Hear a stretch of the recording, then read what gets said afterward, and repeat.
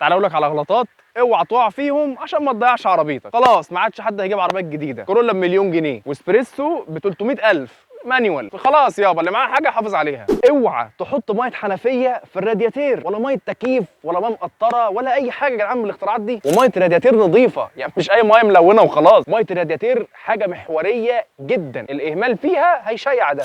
وبما اننا جبنا سيره الموتور، فالزيت بقى يا جدعان، لزوجه الزيت زيها زي الدم في الانسان، ما ينفعش لزوجه زيت الموتور تزيد او تقل، ما ينفعش كميته تزيد او تقل، لازم كل حاجه فيه تبقى مظبوطه بالشعره. فشوف شركتك قالت اللزوجه بتاعت الموتور ده ايه والتزم بيها. مش لازم نفس شركه الزيوت اللي هم بيقولوا عليها، عادي غير الشركه زي ما تحب، بس اللزوجه زي ما هي. وما تنزلش الزيت بدري، والله ما تنزلوش بدري عادي. يعني زيت 10,000 ممكن على فكره كمان تكسر 10 ونص 11 عادي برضه بسبب ظروف الطريق، قشطه يعني. بس اقل ده تضييع فلوس كتير صراحه يعني. طب اعرف منين زوجة الزيت المناسبه؟ من كتالوج العربيه اكيد. اي معلومه عن العربيه في كتالوج العربيه، اللي هو في درج التابلو اللي انت ما بتفتحوش ده، او عينه في النيش مثلا عشان تبيعه مع العربيه. دول العربيه اللي بيبيع بالكتالوجات، طلعوا وراه يا اسطى يعني. شوفوا في معلومات مهمه والله، في كل حاجه عنها. اوعى تهمل في تربيط العفشه بتاعت العربيه، هي 50 جنيه و10 دقائق شغل بس هتغنيك عن كميه مشاكل واصوات كتير جدا. اوعى تلمع العربيه بفوطه صفرا، هتقضي على الدهان تماما. واوعى تركب استيكرات او افلام حمايه رديئه، هتلزق في البوهيه وهتطلع بيها، وهتكلفك فلوس رشه جديده، وهتوقع سعر اعاده البيع، مصيبه. وافلام الحمايه اصلا النظيفه بطبيعتها غاليه جدا. العربيه اللي قد كده ديت اللي هي هتاخد يا دوبك كام متر بتتعمل ب 30 و40 و50 الف جنيه بالاسعار الجديده. 50,000 على دي، لا انا رشها اسهل، هي مش هتقع اصلا 50,000 لما تترش. ففكك، افلام الحمايه بتعمل العربيات الغاليه قوي.